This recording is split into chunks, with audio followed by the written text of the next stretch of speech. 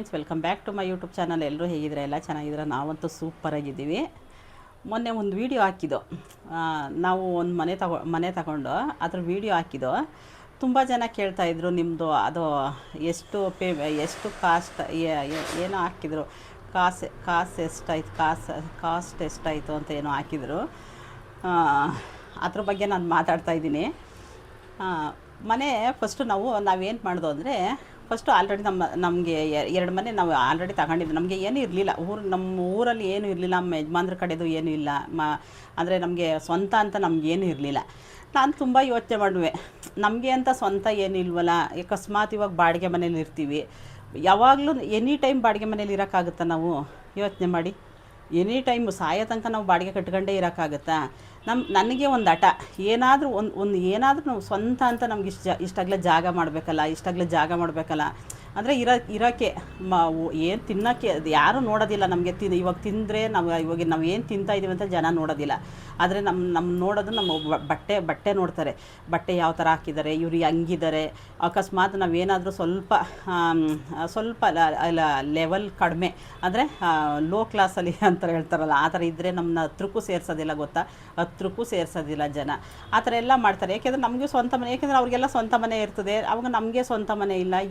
ತುಂಬ ಯೋಚನೆ ಮಾಡ್ತಾಯಿದ್ದೆ. ನಂಗೆ ಡೈಲಿ ನನ್ನ ಕೆಲಸದಿಂದ ಬಂದಾಗೆಲ್ಲ ನಾನು ಅದೇ ಯೋಚನೆ ಮಾಡ್ತಾಯಿದ್ದೆ, ನಮಗೆ ಅಂತ ಸ್ವಂತ ಅಂತ ಏನೂ ಇಲ್ವಲ್ಲ, ಏನಾದರೂ ಒಂದು ಮಾಡಬೇಕಲ್ಲ ಅಂತ. ನಾನು ಒಬ್ರಿಗೆ ಹೇಳಿದೆ, ಏನು ಮಾಡಿದೆ, ಎಲ್ಲರೂ ಒಂದು ಜಾಗ ನೋಡ್ರಿ, ಅಂದರೆ ಯಾರೋ ಒಬ್ರು ಮನೆ ಕೊಟ್ಬಿಡ್ತೀನಿ ಅಂತ ಹೇಳಿದ್ರು. ಅವರು ನಾನು ಒಂದು ಹುಡುಗನಿಗೆ ಹೇಳಿದೆ, ಈ ಥರ ನಾನು ಎಲ್ಲ ಹುಡುಗ ಹಿಂಗೆ ಯಾವಾಗಲೂ ಫೋನ್ ಮಾಡ್ತಾ ಇರ್ತೀವಿ ನಾವು. ಫೋನಲ್ಲಿ ಮಾತಾಡಬೇಕಾದ್ರೆ ಆ ಹುಡುಗ ಹಂಗೆ ಅಂದಿದ್ದ, ಇಲ್ಲಿ ಒಂದು ಮನೆ ಕೊಟ್ಬಿಡ್ತಾರಂತೆ ನೋಡು ಅಂತ. ಆಗ ಅಯ್ಯೋ, ಎಷ್ಟು ಹೇಳ್ತಾರೋ ಏನೋ, ಅಷ್ಟು ದುಡ್ಡು ನಮ್ಗೆ ಮಾಡೋಕ್ಕಾಗುತ್ತಾ? ನಾವು ಮಾಡಿದ್ರೆ ಇಲ್ಲಿ ಈ ಥರ ಕೆಲಸ ಮಾಡ್ಕೊಂಡು ನಾವು ಜೀವನ ಮಾಡ್ತಾ ಇರೋದು ಬೆಂಗಳೂರಲ್ಲಿ, ಹೆಂಗೆ ಮಾಡೋದು ಅಂತ ತುಂಬ ಯೋಚನೆ ಮಾಡ್ತಾಯಿದ್ದೆ. ಹೆಂಗಾದರೂ ಅಡ್ಜಸ್ಟ್ ಮಾಡು, ತುಂಬ ಚೀಟಿಗಳೆಲ್ಲ ಹಾಕ್ತಿರಲ್ವ ನೀವು ಅಂತ ಹೇಳಿದ. ಸರಿ, ಕೇಳಿ ನೋಡು ಅಂತ ಹೇಳಿದಾಗ, ಆ ಹುಡುಗನಿಗೆ ಅದೇನಾಯಿತು, ತಿರ್ಗಾ ನೆಕ್ಸ್ಟ್ ಡೇ ನನಗೆ ಫೋನ್ ಮಾಡ್ದೆ, ಸುಮ್ಮನೆ ಏನಕ್ಕೆ ಬೇರೆಯವ್ರದ್ದೆಲ್ಲ ಮಾಡ್ತೀರಿ, ನಮ್ಮ ರಿಲೇಷನ್ನೇ ಒಬ್ರು ಕೊಟ್ಬಿಡ್ತಾರೆ ನೋಡ್ರಿ ಅಂತ. ನೋಡ್ದು ಚೆನ್ನಾಗಿತ್ತು. ಅದು ಹೆಂಗೆ ದುಡ್ಡು ಅಡ್ಜಸ್ಟ್ ಆಯಿತು ಅನ್ನೋದೇ ಗೊತ್ತಿಲ್ಲ. ಚೀಟಿಗಳು ಎತ್ಕೊಂಡು ಆಯಿತು, ಆ ಮನೆದಾಯಿತು.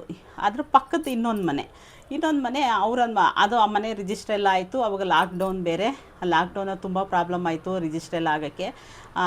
ಅದು ಬಂದು 5,5 ಲಕ್ಷ ಏನೋ ಆಯಿತು. ರಿಜಿಸ್ಟ್ರಿಗೆ ಒಂದು 60-70 ಸಾವಿರ ಆಯ್ತೇನೋ. ಆ ಮನೆ ಆಯಿತು. ಪಕ್ಕದ ಮನೆ ಬಂದ್ಬಿಟ್ಟು ಅವರು ಅಂದರೆ ಜೈಂಟ್, ಅಂದರೆ ಒಂದು ಅಣ್ಣ ತಮ್ಮದಿರಿಗೆ ಇಬ್ಬರು ಭಾಗ ಮಾಡ್ಕೊಂಡಿದ್ದಾರೆ ಆ ಮನೆ. ಈ ಮನೆ ಕರೆಕ್ಟಾಗಿ ಎಲ್ಲ ಫುಲ್ ಫ್ಯಾಮಿಲಿ ಇತ್ತು. ಪಕ್ಕದ ಮನೆ ಅವ್ರ ಅಣ್ಣನ ತಮ್ಮನ ಹುಡುಗನಿಗೆ ಏನೋ ಆಗಬೇಕು. ಅವ್ರೇನು ಮಾಡಿದ್ರು, ನಮ್ಮ ಮನೇನೂ ಕೊಟ್ಬಿಡ್ತೀವಿ, ಬೇಕಿದ್ರೆ ನೋಡ್ರಿ ಅಂತ ಹೇಳಿದ್ರು. ಇವಾಗಲೇ ಇಷ್ಟೊಂದು ಸಾಲ ಮಾಡ್ಕೊಂಡು ಮಾಡಿದ್ದೀವಿ, ಅಯ್ಯೋ ಮತ್ತೇನ ಅಂದ್ಕೊಂಡು ನನ್ನ ಮಗಳು ಇಲ್ಲ, ಏನೇ ಆಗಲಿ ಲೋನಾರ ತಗೊಂಡು ಮಾಡಲೇಬೇಕು. ಯಾಕೆಂದರೆ ಪಕ್ಕದಲ್ಲಿ ಇವಾಗ ನಾವು ಇವಾಗ ಜಾಗ ಬಿಟ್ಟಿಲ್ಲ ನಮಗೆ, ಅಂದರೆ ಜಾಗ ಬಿಟ್ಟಿಲ್ಲ ಅಲ್ವಾ. ಆ ಜಾಗ ಬಿಟ್ಟಿಲ್ಲ ಅಂದರೆ ಬೇರೆಯವರು ಒಂದೇ ಗೋಡೆ, ಈಗ ಬೇರೆಯವ್ರಿಗೆ ಈ ಗೋಡೆ ಪಕ್ಕ ಇನ್ನೊಬ್ರು ಯಾರಾದರೂ ಬಂದ್ಬಿಡ್ತು ಅಂದರೆ ನಮಗೆ ಪ್ರಾಬ್ಲಮ್ಮು. ಆಗ ಪಕ್ಕದಲ್ಲಿ ಇರಬೇಕಲ್ಲ.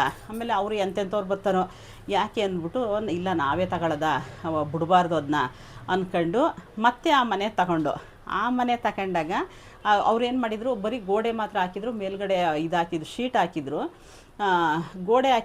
ಗೋಡೆಗೇನು ಪ್ಲಾಸ್ಟರ್ ಏನು ಮಾಡಿರಲಿಲ್ಲ. ಪ್ಲಾಸ್ಟರ್ ಅಂತಾರಲ್ಲ, ಅದೇನು ಗಿಲೋ ಅಂತ, ನಮ್ಗೆ ಮಂಡ್ಯ ಕಡೆ ಗಿಲೋ ಅಂತೀವಿ, ಅದೇನು ಮಾಡಿರಲಿಲ್ಲ. ಆವಾಗ ನಾನು ಅದನ್ನು 7,05,000 ಏನೋ ಕೊಟ್ಟು ಆ ಮನೆ ತಗೊಂಡೆ. 7,05,000 ಕೊಟ್ಟು ಮತ್ತೆ ಅದಕ್ಕೆ 2.5 ಲಕ್ಷ ಕೊಟ್ಟು ಮತ್ತೆ ಅದನ್ನು ರೆಡಿ ಮಾಡಿಸ್ದೆ. ಆ ಮನೆ ರೆಡಿ ಮಾಡಿಸೋದಕ್ಕೆ 2.5 ಲಕ್ಷ ಆಯಿತು. ಅಲ್ಲಾಯ್ತಾ? ಅಲ್ಲಿ ಹಂಗೆ ಮಾಡ್ದು. ಎಲ್ಲರ ಥರ ಅಡ್ವಾನ್ಸ್ ಇಸ್ಕೊಳ್ಳೋದು, ನನ್ನ ಮಗಳು ಲೋನ್ ತಗೊಳ್ಳೋದು. ಆಮೇಲೆ ಕೆಲಸ ಸ್ವಲ್ಪ ಬೆಳಗ್ಗೆನೇ ಬೇಗ ಹೋಗೋದು, ಒಂದು 5 ಗಂಟೆ ರಾತ್ರಿಗೆ ಬೆಳಗ್ಗೆ ಬೇಗ ಕೆಲಸಕ್ಕೆ ಹೋಗೋದು. ಬೇಗ ಚೆನ್ನಾಗಿ ಸ್ವಲ್ಪ ಸಂಬಳ ಚೆನ್ನಾಗಿ ಬರ್ತಾಯಿತ್ತು ನನಗೂ. ಹೆಂಗೋ ಮಾಡ್ಬಿಡ್ದೆ. ಜಾಸ್ತಿ ಚೀಟಿ ಹಾಕೋತಾಯಿದ್ದೋ ನಾವು, ಜಾಸ್ತಿ ಚೀಟಿನೇ ನಾವು ಹಾಕ್ತಾಯಿದ್ದದ್ದು.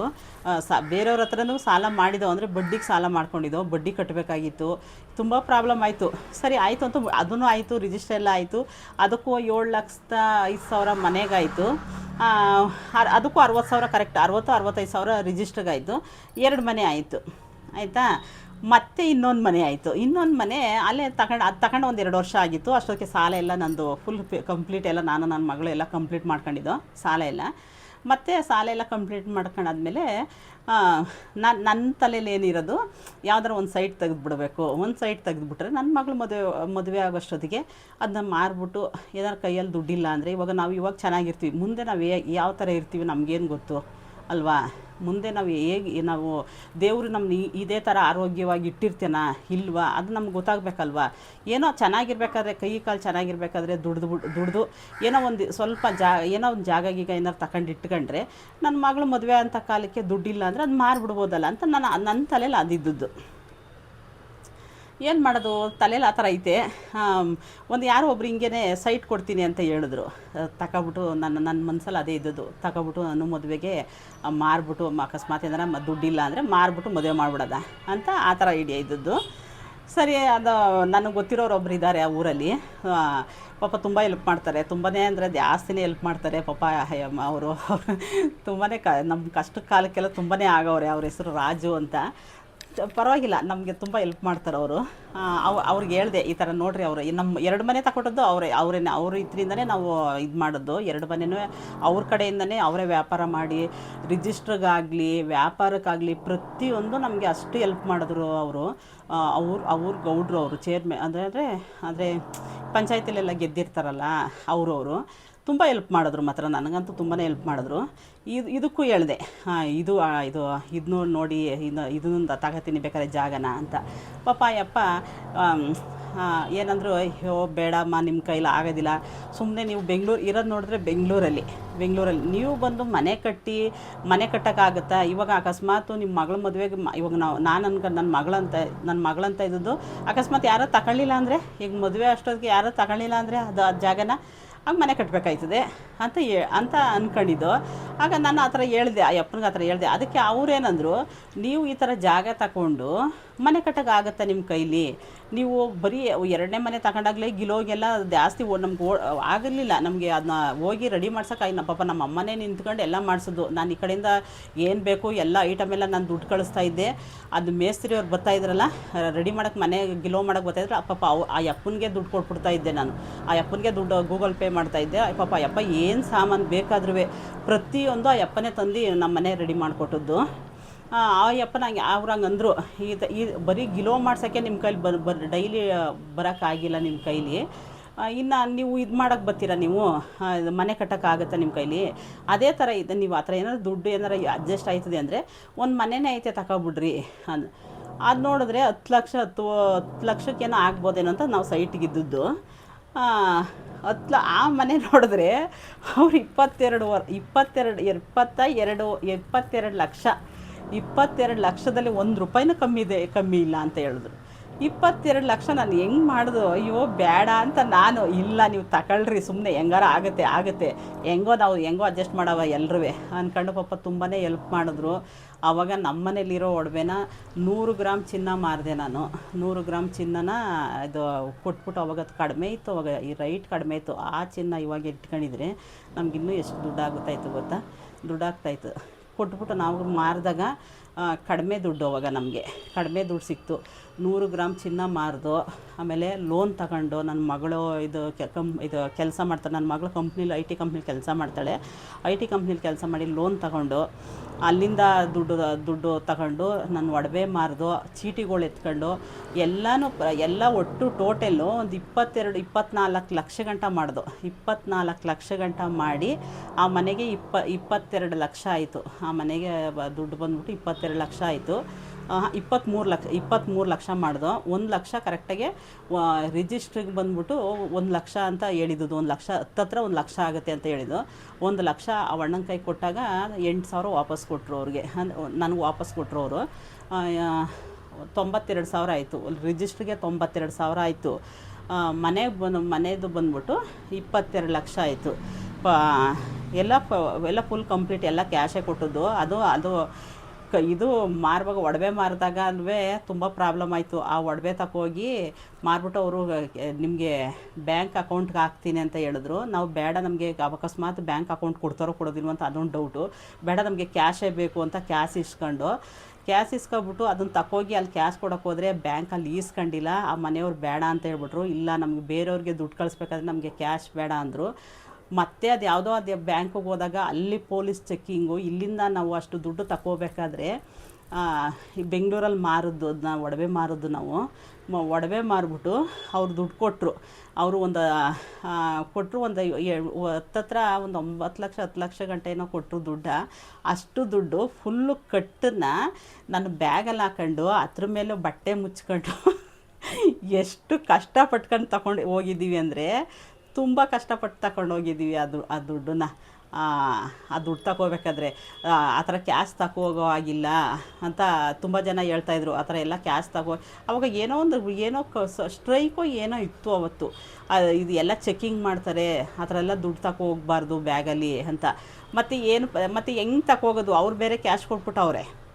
ಅವರು ನಾವು ಬ್ಯಾಂಕ್ ಹಾಕಿಸ್ಕೊಂಡು ನಮ್ಗೆ ಅಷ್ಟು ತಲೆ ಓಡಲಿಲ್ಲ, ನಮ್ಗೆ ಬ್ಯಾಂಕ್ ಹಾಕ್ಬಿಟ್ರಿ ಅಂತ ಹೇಳಿ ಅವ್ರು ಹೇಳಿದ್ರು ಬ್ಯಾಂಕ್ ಹಾಕ್ಕೊಡ್ತೀವಿ ನಾವು ಅಂತ. ನಾವು ಬೇಡ ಅಂತ ಹೇಳ್ದೋ, ಇಲ್ಲ ಕ್ಯಾಶ್ ಕೊಟ್ಬಿಟ್ರಿ ಅಂತ. ಆ ದುಡ್ಡನ್ನು ಅಲ್ಲಿ ಹೋಗಿ ಸೇರಿಸೋಷ್ಟೊತ್ತಿಗೆ ನಮ್ಗೆ ತುಂಬಾ ಕಷ್ಟ ಆಯಿತು. ಅಷ್ಟಿಷ್ಟು ಕಷ್ಟ ಅಲ್ಲ, ತುಂಬಾ ಕಷ್ಟ ಆಯಿತು. ಅಷ್ಟೆಲ್ಲ ಮಾಡಿ ಕೊನೆಗೆ ಎಲ್ಲ ರಿಜಿಸ್ಟ್ರ್ ಎಲ್ಲ ಆಯಿತು. ರಿಜಿಸ್ಟ್ರ್ ಎಲ್ಲ ಆಗಿ ಇವಾಗ ಯಾವ ಪ್ರಾಬ್ಲಮ್ಮು ಇಲ್ಲ. 22 ಲಕ್ಷ ಕೊಟ್ಟು ತಗೊಂಡು 1 ಲಕ್ಷ ಇದಾಯಿತು, ಅದೇ ರಿಜಿಸ್ಟ್ರಿಗಾಯಿತು. ಇವಾಗ ಮನೇಲಿ ಬಾಡಿಗೆಗಿದ್ದಾರೆ, ಬಾಡಿಗೆ ಕೊಟ್ಟಿದ್ದೀವಿ, ಏನು ಪ್ರಾಬ್ಲಮ್ ಇಲ್ಲ. ಇವಾಗ ನಾವು ಅಲ್ಲೇ ಶಿಫ್ಟ್ ಆಗಬೇಕು ಅಂತ ಇದ್ದೀವಿ, ಗೊತ್ತಿಲ್ಲ ಹೆಂಗಾಗುತ್ತೋ. ತುಂಬ ಜನ ಕೇಳ್ತಾಯಿದ್ರು ಎಷ್ಟಾಯಿತು ದುಡ್ಡು, ಎಷ್ಟಾಯಿತು ಅಂತ. ನಾನು ಫೋನಲ್ಲೆಲ್ಲ ಕೇಳೋರು, ನೀವು ವೀಡಿಯೋ ಹಾಕಿದ್ದೀರಲ್ಲ ದುಡ್ಡು ಎಷ್ಟಾಯಿತು. ಏಕೆಂದರೆ ನಾನು ಇವಾಗ ತುಂಬ ಜನಕ್ಕೆ ನಾನು ನಂಬರೆಲ್ಲ ಕೊಟ್ಬಿಟ್ಟಿದ್ದೀವಲ್ಲ, ಅವರೆಲ್ಲ ನನಗೆ ಫೋನಲ್ಲೆಲ್ಲ ಕೇಳೋರು, ಆ ಮನೆ ತಗೊಂಡಿದ್ದೀರಲ್ಲ ಎಷ್ಟಾಯಿತು ಅಂತ. ಅದಕ್ಕೆ ಅವ್ರಿಗೆ ವೀಡಿಯೋ ಮಾಡಾಕ್ತೀನಿ ರೀ ಅಂತ ಹೇಳ್ತಾಯಿದ್ದೆ. ಅದಕ್ಕೆ ಅವ್ರಿಗೋಸ್ಕರನೇ ವೀಡಿಯೋ ಮಾಡಿರೋದು. ಇಲ್ಲಿ ತನಕ ನನ್ನ ವೀಡಿಯೋ ನೋಡೋದಕ್ಕಾಗಿ ಧನ್ಯವಾದಗಳು. ಮುಂದಿನ ವೀಡಿಯೋದಲ್ಲಿ ಸಿಗ್ತೀನಿ. Thank you. ತುಂಬ ಜನ ಹೇಳ್ತಾರೆ ಸಾಕಾಗಿ ಎಲ್ಲರ ಹೊರಗಡೆ ಹೋಗಿ ಕೆಲಸ ಮಾಡ್ಕೊಬಂದರೆ ನಮಗೆ ಅಂತ ಒಂದು ನೆರಳಿರ್ಬೇಕಲ್ವ, ನಮಗೆ ಅಂತ ಬೇರೆಯವ್ರ ನೆರಳಲ್ಲಿ ಹೋಗಿ ಇದು ಮಾಡಬಾರ್ದು. ಅಂದರೆ ಅಲ್ಲೋಗಿ ಅವ್ರ ಮನೇಲಿ ಹೋಗಿ ಇದು ಮಾಡಬಾರ್ದು. ನಮ್ಮದು ಅಂತ ಒಂದು ಸ್ವಂತ ಇದ್ದರೆ, ನಮ್ಮದೇ ಒಂದು ಸ್ವಂತ ಮನೆ ಇದ್ದರೆ, ಅವತ್ತು ಫಸ್ಟು ಮನೆ ತಗೊಂಡಾಗಂತೂ ನಿಜವಾಗ್ಲೂ ನನಗೆ ಎಷ್ಟು ಸಮಾಧಾನ ಆಯಿತು ಗೊತ್ತಾ, ತುಂಬಾ ಸಮಾಧಾನ ಆಯಿತು. ಫಸ್ಟ್ ದಿವಸ ಮನೆ ತಗೊಂಡಾಗ ರಿಜಿಸ್ಟ್ರ್ ಆಗಿ ಮನೆಗೆ ಬಂದೆ. ಅವಾಗ ನಾನು ಒಬ್ಬಳೇ ಕೂತ್ಕೊಂಡು ಯೋಚನೆ ಮಾಡ್ತಾಯಿದ್ದಪ್ಪ, ದೇವರೇ ನನಗೆ ಅಂತ ಒಂದು ಇದು ಈ ಭೂಮಿ ಮೇಲೆ ನನಗೆ ಅಂತ ಸ್ವಲ್ಪ ಜಾಗ ಕೊಟ್ಟರಲ್ಲ, ಥ್ಯಾಂಕ್ಸ್ ಅಂತ ಹೇಳ್ತಾಯಿದ್ದೀನಿ ಗೊತ್ತಾ. ತುಂಬಾ ಥ್ಯಾಂಕ್ಸ್ ಅಂತ ಹೇಳ್ತಾಯಿದ್ದೆ ನಾನು ದೇವರಿಗೆ.